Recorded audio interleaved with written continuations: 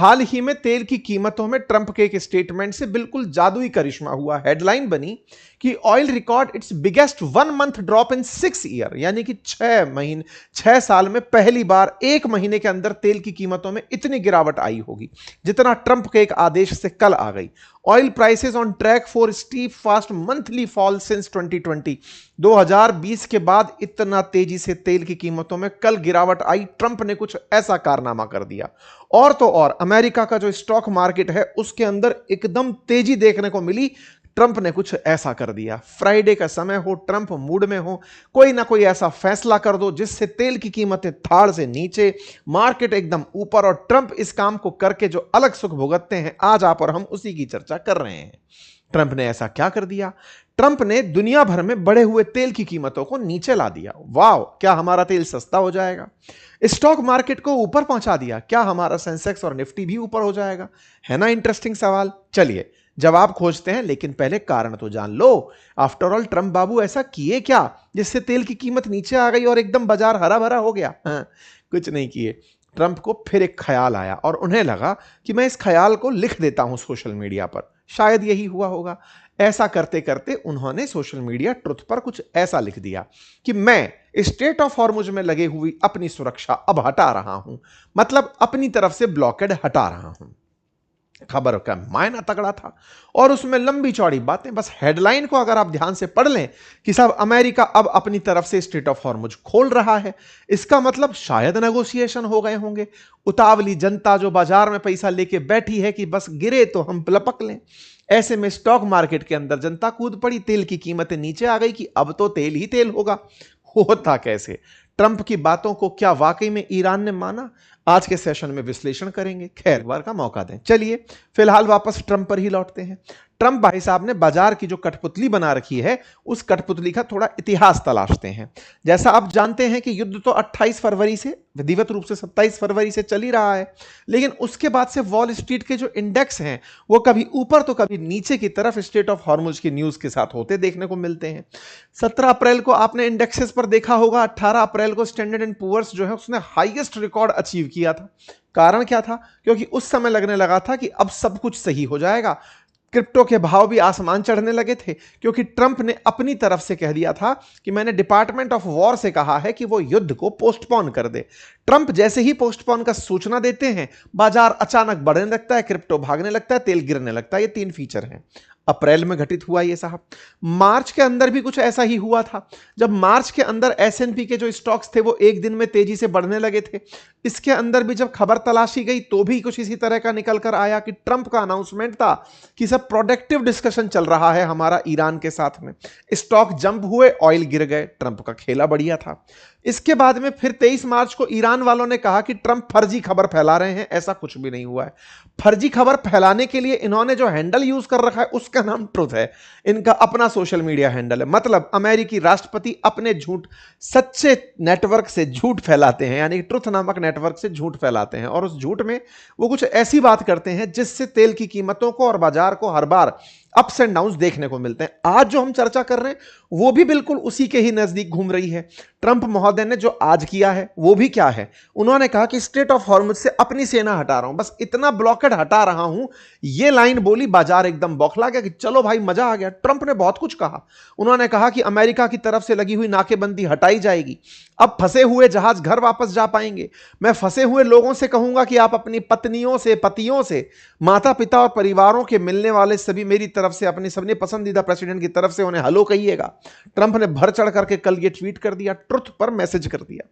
इस मैसेज को जिसने पढ़ा मतलब यही निकाला कि लो जी हो गई cease fire, most awaited cease fire, और हम ईरान से यूरेनियम निकालेंगे। लोगों को लगा कि कुछ तो कर ही लिया दिखता है ट्रंप ने, ऐसे तभी बातें कर रहे हैं। सबको कह दिया कि जाओ अब हेलो कहो, हमने ब्लॉकेड हटाने का सोच लिया है। इन्होंने यही तक कहा कि उनके द्वारा जो एनरिच्ड यूरेनियम की न्यूक्लियर डस्ट बनाई थी, जो इनके B2 बम्बर्स ने जाकर बम गिराए थे, उसके बाद जो डस्ट बची है उसे अमेरिका और चाइना जैसे देश ही निकाल सकते हैं। हम उसे निकाल देंगे और IAEA के नेतृत्व में उसके सहयोग से इस सारे काम को करेंगे। इनके अकॉर्डिंग बैठक के अंदर समझौते हो चुके हैं और अब सिचुएशन रूम में बैठ करके वो अंतिम फैसला लेने तक का इंतजार कर रहे हैं। लोगों ने इनके इस मैसेज को लिटरली ले लिया कि साहब ईरान हो सकता है तैयार हो गया होगा। हेडलाइन चलने लगी कि Iran must agree that they will never had a nuclear weapon और bomb, I will be meeting now in the situation room to make final determination. भाई साहब कल इन्होंने जैसे ही ये लाइन लिखी उसके बाद तो साहब मजे ही आ गए। अब कारण ये था कि ये बात का इतना महत्व क्यों था, क्योंकि इन्होंने एक कबूतर छोड़ा हुआ है।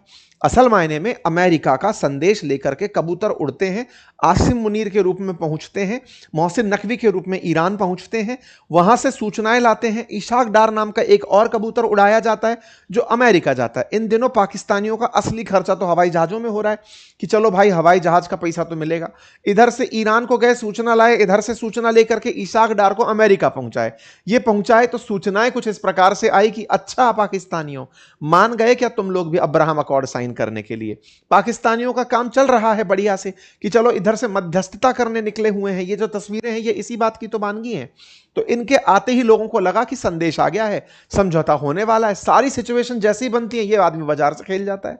सेक्रेटरी रूबियो के साथ उनकी कल ही मुलाकात थी और कल ही ट्रंप का ट्वीट था। ये देख लीजिए इशाक डार से बातचीत। भाई बिचौलिया आया है ना, ये बिल्कुल बिचौलिया उधर से बातचीत करके हम तक लेकर आया, तो चलो बात मान लेते हैं। बात निकल कर यह भी आती है कि साहब इस शांति के बीच में $300 बिलियन तक के इन्वेस्टमेंट का प्लान अमेरिका कर रहा है, ईरान के अंदर कर रहा है वो भी, कि साहब हम युद्ध खत्म होते ही $300 बिलियन तक का इन्वेस्टमेंट करेंगे। कुल मिलाकर के ये सब बातें ही थी, ये सब बातें ही रही। ऐसा कैसे हुआ? जो स्ट्रेट ऑफ हॉर्मुज खोलने का ट्रंप का दावा था वो खुली नहीं। क्यों नहीं खुली? क्योंकि ट्रंप ने तो कह दिया कि साहब अब हटाई जाएंगी माइंस यहां से जो पानी के अंदर डाल रखी हैं। लेकिन क्या ईरान ने ऐसा कुछ कहा? ट्रंप का कहते ही बाजार को जो हाल देखने को मिला, खुशियां देखने को मिली, उसके ऊपर ईरान की क्या प्रतिक्रिया रही? ईरान की प्रतिक्रिया सुन लो साहब, कल की ही है। No negotiation have taken place at this stage. मतलब इधर तुम कह दे रहे हो रात को बेचारा बाजार पगला जा रहा है, ईरान वाले रेस्पॉन्स दे रहे हैं इससे पहले तो बाजार उठ जा रहा है। फिर से the US government in the mist of negotiation several Iranian individuals and companies are asking to open state of Hormuz unconditionally. कौन कह रहा है इनको? बोले लॉजिक नाम की चीज कौन सिखाता है इनको? ईरान ने साफ साफ मना कर दिया। मतलब एक तरफा चालोरे हो रखा है। ट्रंप की जो बातें, इधर ईरान ने इनको और घोंचे करने के लिए काम कर दिया कि सुनो तुम्हारी बात तो ठीक है, कल परसों तुम ओमान को धमकाए थे, हम ओमान का साथ देने की बात कर रहे हैं। लो जी, ओमान को और साथ दे दिए ईरान वाले। ईरान वाले फुल फ्रंट पर खेल रहे हैं कि ट्रंप तुम अपने दिमाग में पहले थ्योरी बनाओ कि हाँ मैंने सब नेगोशिएशन कर लिए हैं, अनाउंसमेंट वन तरफा कर दिया, दूसरी पार्टी का कोई लेना देना ही नहीं है, चल क्या रहा है हमें समझ ही नहीं आ रहा है। ईरान ने ओमान से कहा कि भैया डरो मत, यह आदमी केवल हौंकता है, कुछ हो नहीं रहा है। इन्होंने अपनी तरफ से, गालिबाफ ने भी लिखा, we seize concession not through dialogues but with the missile and negotiation we merely make them understand we have no trust in guarantee or words, only actions are in the measures, no action will be taken before the other side act। बोले हम केवल बातों में नहीं चलते, कोई action अब तक हुआ ही नहीं है। तो भाई फिर से चूना लगा गया ये तो।